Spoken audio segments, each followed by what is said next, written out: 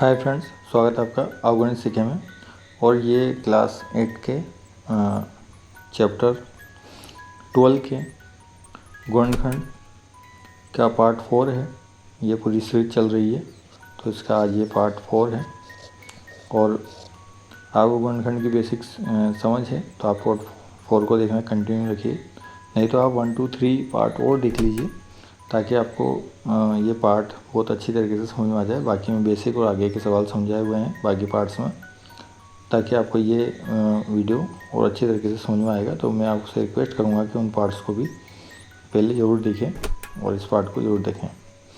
तो इससे पहले उन पार्ट्स को देख लीजिए एक बार। तो कंटिन्यू करते हैं, ये आशा करते हुए कि आपने पार्ट देख लिए, आपको समझ में आते हैं गुणनखंड, बेसिक नॉलेज है आपको। तो देखिए 12.1 का तीसरे सवाल का पहला, हमें इनके गुणनखंड करने हैं। तो हम दो जोड़ने में इनके करेंगे गुणनखंड, ठीक है। तो हम यहाँ से क्या निकालेंगे, दोनों जगह से x, तो यहाँ से क्या जाएगा x और यहाँ से क्या जाएगा y। एक्स स्क्वायर और एक्स वाई में क्या कॉमन आएगा, एक से आएगा बस। तो हमने x बाहर निकाल लिया दोनों जगह से। तो यहाँ से x निकालने के बाद x बचा, यहाँ से x निकालने के बाद y बचा है, प्लस दोनों जगह से 8 ही कॉमन में 8 ही निकाला जा सकता है बाहर। तो क्या बचेगा x और क्या बचेगा y।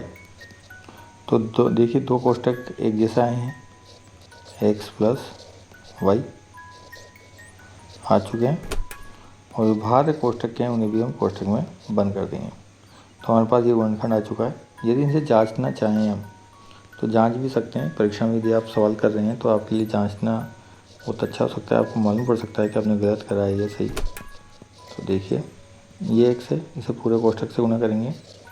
तो x से गुणा होगा तो x स्क्वायर, x 8 से गुणा होगा तो 8x, y x से गुणा होगा तो xy, y 8 से गुणा होगा तो 8y। तो देखिए x स्क्वायर आ चुका है, xy आ चुका है, 8x आ चुका है, 8y भी आ चुका है। तो हमारा सवाल सही है।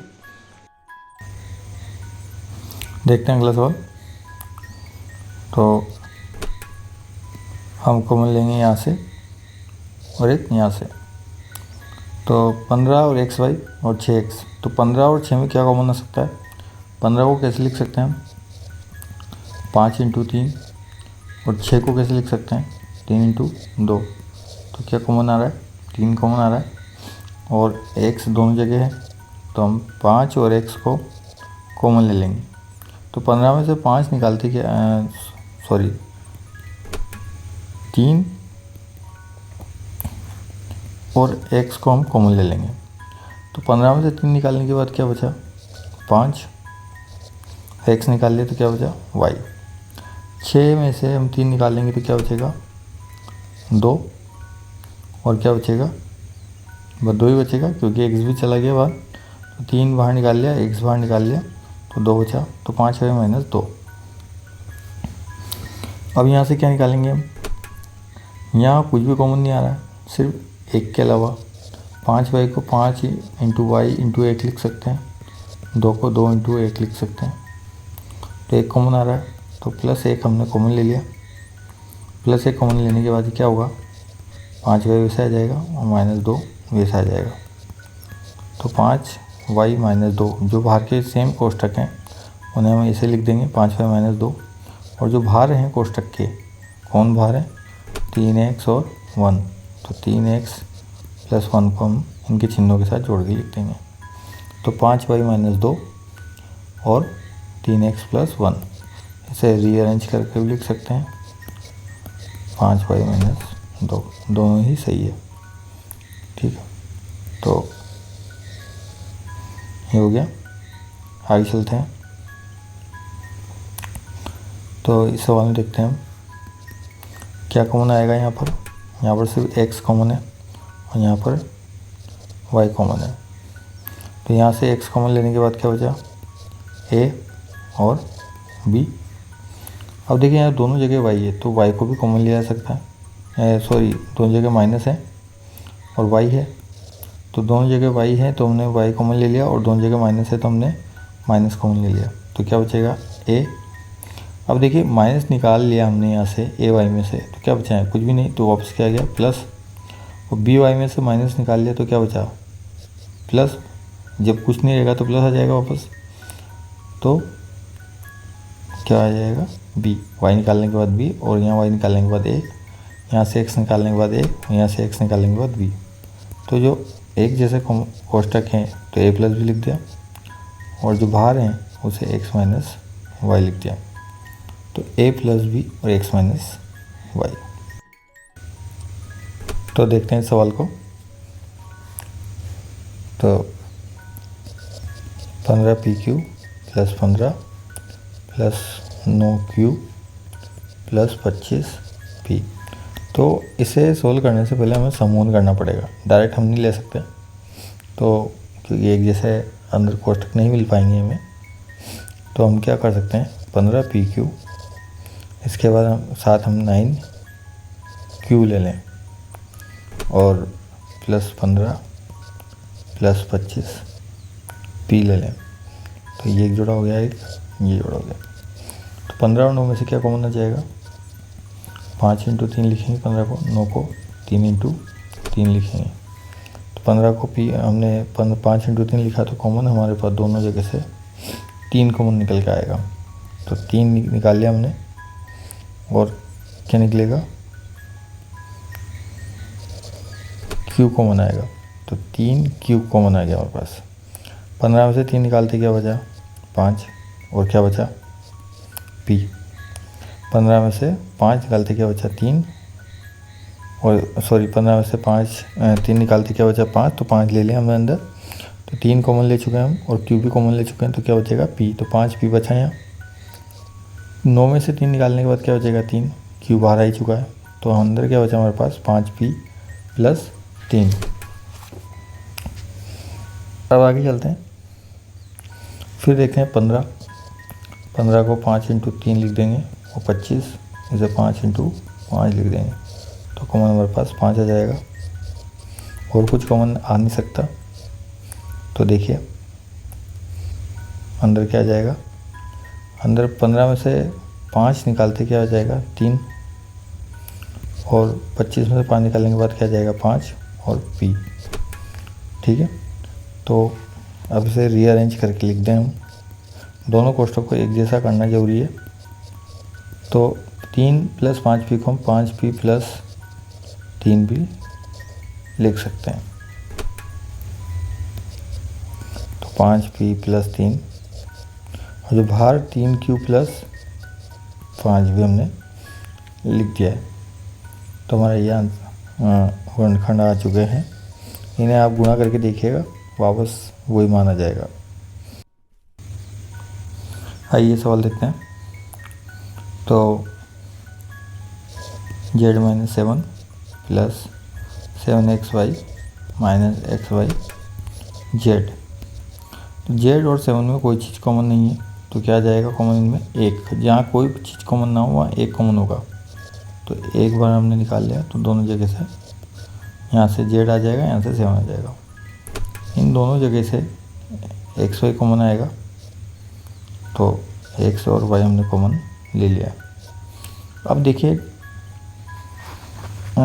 हम एक काम और कर सकते हैं।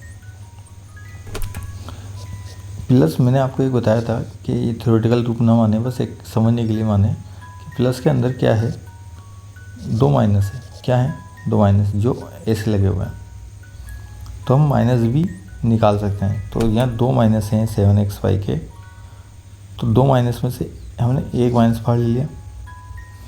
ठीक है, क्योंकि दोनों जगह माइनस है, तो दोनों प्लस के 2 माइनस में से हमने एक माइनस बाहर निकाल लिया है।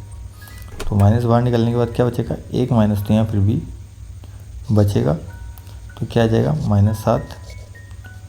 और यहाँ का माइनस भी बाहर आ चुका है, 7xy के 2 माइनस थे प्लस के अंदर, क्या एक माइनस बाहर आ गया, तो -7। यहाँ xyz का माइनस और ये माइनस भी हमने बाहर निकाल लिया कॉमन में, दोनों जगह से माइनस लिए। तो यहाँ क्या बचा, कुछ नहीं बचा, तो वापस क्या आ जाएगा प्लस तो एक्स वाई बाहर निकालते क्या आया जेड। तो देखिए जेड माइनस 7 जेड माइनस 7 1। अब आगे समझिएगा आप, अब इसे भी हम रीअरेंज करके जेड को आगे लिख देते हैं। जेड के आगे प्लस का चिन्ह है, ठीक है, लिखे या नहीं लिखे बाद बराबर है। प्लस को माइनस को लिखते हैं, माइनस आ गया। तो अब देखिए दोनों कोष्ठक एक जैसे चुके हैं ये, और बाहर जो एक और माइनस एक्स वाई था उसे भी हमने अंदर लिख दिया। अब मैं आपको ये बताता हूँ कि हमने यहाँ माइनस क्यों निकाला है। यदि हम नहीं निकालते तो क्या होता, देखिए माइनस निकालने से मान तो वापस होगा वही होगा। माइनस को अंदर के माइनस से गुणा करेंगे और एक्स को 7 से गुणा करेंगे तो प्लस 7xy वापस आ जाएगा। आ गया, तो मान चेंज नहीं हो रहा है। माइनस एक्स वाई को प्लस जेड से गुणा करेंगे तो वापस माइनस एक्स वाई जेड आ जाएगा। और यदि मैं प्लस निकालता, यदि मैं प्लस एक्स वाई लेता तो क्या होता कॉमन में, तो प्लस 7 आता, ठीक है, और माइनस जेड आता, ठीक है। तो ये मान तो वापस क्या आ जाता, यदि प्लस एक्स वाई को मैं प्लस 7 से गुणा करूँ तो प्लस 7xy आ जाता वापस, और प्लस एक्स वाई को जेड से गुणा करूँ तो माइनस एक्स वाई जेड आ जाता। मान तो वापस वही आ जाता। प्लस निकालने पे भी सही है, माइनस निकालने पे मान थोड़ा चेंज हो जाते हैं। तो माइनस क्यों निकाला, क्योंकि यदि प्लस निकाला होता मैंने तो प्लस 7 माइनस जेड होता। तो कोष्ठक कैसे बनता, माइनस जेड प्लस 7 ऐसे बनता। तो ये हमारे उस कोष्ठक से मैच नहीं करता आगे वाले से। तो आगे वाले इस कोष्ठक से मैच करने के लिए हमने क्या करा, माइनस भी निकाल लिया बाहर। माइनस निकालने से क्या हुआ कि माइनस 7 के अंदर 2 माइनस थे प्लस के अंदर, तो एक माइनस बाहर आ गया, एक अंदर बचा, और एक्स वाई जेड का जो माइनस था वो बाहर चला गया, तो वहाँ पर क्या आ गया प्लस जेड आ गया। तो ये हमारे आगे वाले कोष्ठक से मैच कर गया, जेड प्लस का हो गया और 7 माइनस का हो गया। और यदि माइनस नहीं निकालते तो काय का आता, 7 प्लस का होता और जेड माइनस का होता, इसलिए हमने उस माइनस को भी बाहर निकाला। तो मैं आशा करता हूँ कि आपको ये सवाल समझ में आया होगा। तो यदि आपको ये सारा जो सीरीज है, पार्ट है, इसे नोट बुक लेकर और पेन लेकर पूरा उतारिए। इस वीडियो को 1 2 3 बार समझिए जब तक आपको समझ में ना आ जाए। और यदि फिर समझ नहीं आए तो कमेंट करिए, जो आपको समझ नहीं आएगा मैं आपको समझाऊंगा, उसके लिए हो सके वीडियो बना दूंगा। तो यहाँ तक के लिए देखने के लिए शुक्रिया, थैंक यू। और वीडियो को लाइक ज़रूर कीजिएगा। लाइक करने से क्या होता है कि हमें मोटिवेशन मिलता है आपके लिए अच्छे वीडियो बनाने के लिए। शेयर कीजिए, शेयर करने से आप इस कंटेंट को अच्छे दोस्तों के साथ आपके शेयर करेंगे, उनकी मदद करेंगे तो वो भी आपकी मदद करेंगे किसी न किसी तरीके से। और सब्सक्राइब कीजिए, सब्सक्राइब करने से आप अच्छी चीज़ों से जुड़ते हैं, अपनी ज़िंदगी में अच्छी चीज़ों से ज़रूर जुड़िए। अच्छे दोस्त, अच्छे टीचर्स, अच्छे स्टूडेंट्स, अच्छे चैनल्स, अच्छा मटेरियल, अच्छी किताबें, उनसे जुड़ेंगे तो आप ग्रो करेंगे, अपनी ज़िंदगी में बहुत आगे जाएंगे। तो देखने के लिए शुक्रिया, थैंक यू।